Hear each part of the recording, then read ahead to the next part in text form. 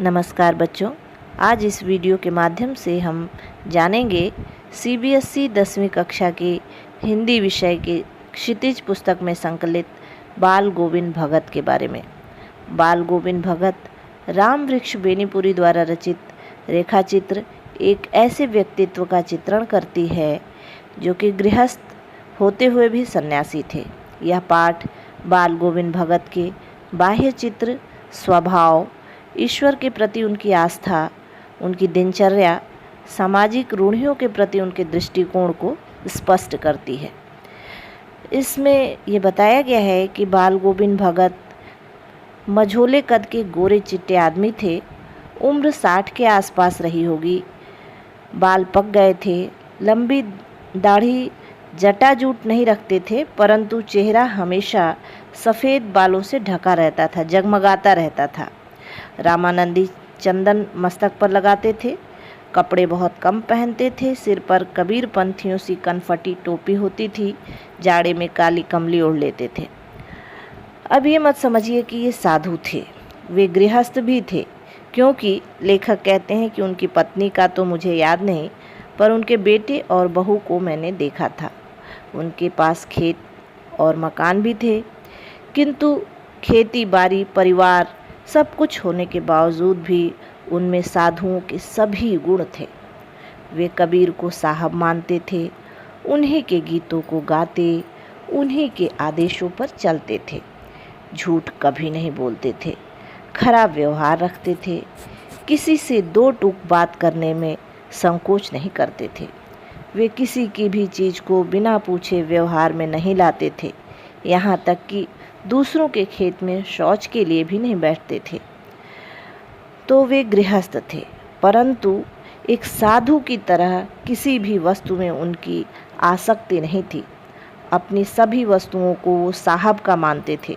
खेत में जो कुछ भी पैदा होता था उसे अपने घर से 4 कोस दूर कबीरपंथी मठ में भेंट के रूप में चढ़ा आते थे, और प्रसाद के रूप में जो मिलता था उसे ला करके अपना गुजारा चलाते थे।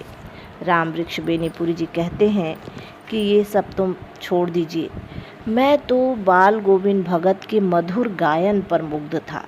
बहुत अच्छा गाते थे बाल गोविंद भगत। कबीरदास जी के जो सीधे साधे पद थे, जब वे उनके कंठ से निकलते थे तो सजीव हो उठते थे।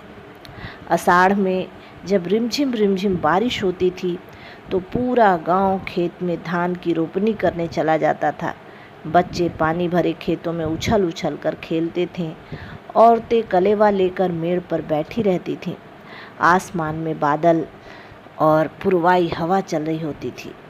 ऐसे समय में कानों में एक स्वर तरंग झनकार सी कर उठती थी।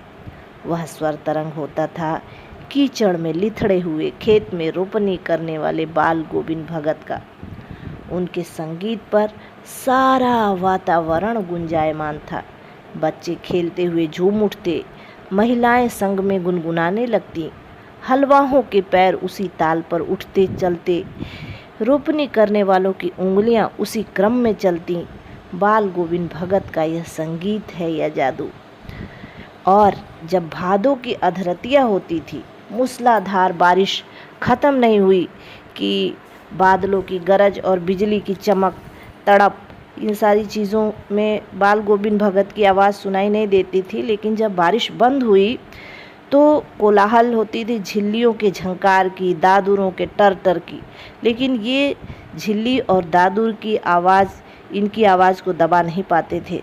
उनकी खजड़ी डिमक डिमक बजती और गाते रहते थे वे, गोदी में पियवा, चमक उठे सखियाँ, चिहुक उठे ना। भादों की आधी रात में उनका यह गाना अंधेरे में चौंका देने वाली बिजली की तरह सबको चौंका देती थी। सारा संसार जब निस्तब्धता में सो जाता, तब भी बाल गोविंद भगत का संगीत जाग रहा होता था और जगा रहा होता था। तेरी गठरी में लागा चोर मुसाफिर जाग जरा। और जब कार्तिक का महीना आया तो कार्तिक का महीना आया ही नहीं कि उनकी प्रभातियां शुरू हो जाती थीं, और ये प्रभातियां उनकी फागुन तक चलती थीं। इन दिनों न जाने किस वक्त वह जग जाते थे और गांव से 2 मील दूर नदी स्नान करने जाते और गांव के बाहर ही एक पोखरे के ऊंचे भिंडे पर खंजड़ी बजाते रहते थे और गाना गाते थे। लेखक कहते हैं कि मैं तो बहुत देर तक सोने वाला हूँ, किंतु एक दिन माघ की दांत किटकिटाने वाली ठंड में उनकी आवाज़ मुझे सुनाई दी और मुझसे रहा नहीं गया। मैंने जाकर के देखा तो आसमान में दीपक जल रहे थे तारों के, अभी वो बुझे नहीं थे। पूरब में लोही लग गई थी, थोड़ी सी लाली आकाश में दिखाई दे रही थी सूरज की तरफ।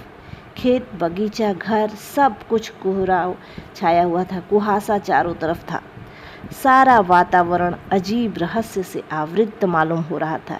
ऐसे वातावरण में कुश की चटाई पर पूरब की ओर मुँह किए हुए बाल गोविंद भगत खचड़ी बजाते हुए गाने में मस्त थे। इतने सुरूर में वो होते थे कि लगता था कि अभी खड़े होकर नाचने लगेंगे। उस समय मैं जाड़े से कपकपा रहा होता था। लेखक कहते हैं कि मुझे बहुत ठंड लग रही होती थी और उनके मस्तक से कभी कभी श्रम बिंदु गिरने लगते थे, पसीना निकलने लगता था। और गर्मियों की बात सुनिए कि गर्मियों में शाम को वो अपने घर के आंगन में संझा गाते थे। शाम के गांव के जो लोग होते थे शाम के समय उनके घर आ जाते थे, जो उनके प्रेमी लोग होते थे वो सभी इकट्ठे हो जाते थे और सभी ताली बजाते थे। करतालों की भरमार हो जाती थी, खंजड़ी बजती थी उनकी।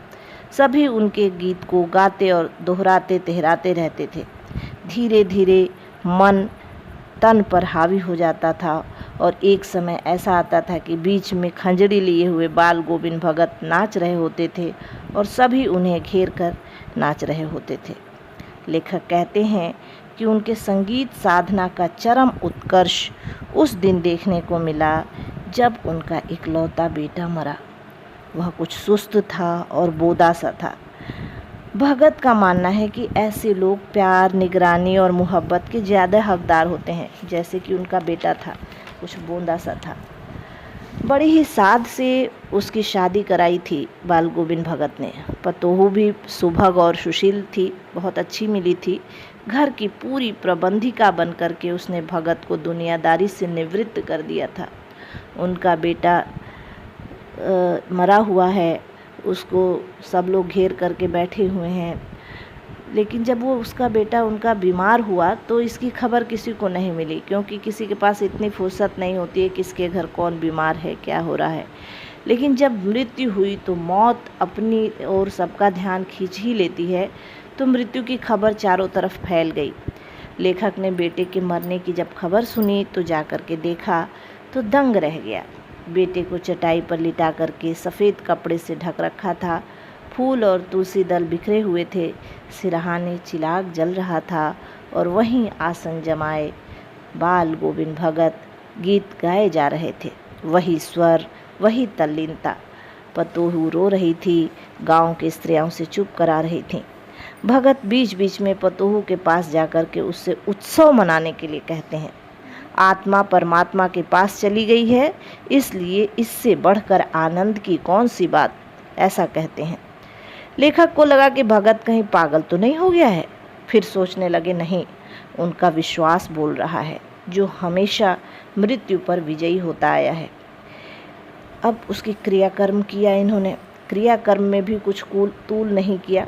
पतोहू से ही उन्होंने आग दिला दी और श्राद्ध की अवधि पूरी होते ही पतोहू के भाई को बुला करके उसके साथ कर दिया और उसकी दूसरी शादी करने का आदेश भी दे दिया।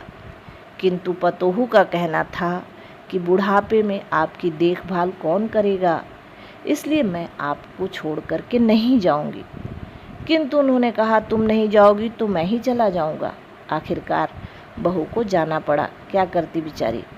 इस प्रकार महिलाओं के प्रति जो उनका दृष्टिकोण है वो यहाँ स्पष्ट होता है। वे महिलाओं को हर कार्य करने की आज़ादी देते हैं, चाहे वो मृतक को आग देने तक की ही बात क्यों न हो। साथ ही विधवा विवाह के प्रति जो उनका दृष्टिकोण है, वो विधवा विवाह के समर्थक हैं, वो भी स्पष्ट होता है। उनकी मृत्यु भी उन्हीं के अनुरूप हुई।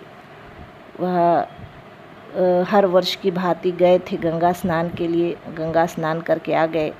जो कि वो स्नान करने जाते थे संत समागम के लिए, लोक दर्शन के लिए, गंगा डुबकी लगाने के लिए नहीं। उनका उद्देश्य होता था संतों से मिलना, नई नई बातों की जानकारी रखना।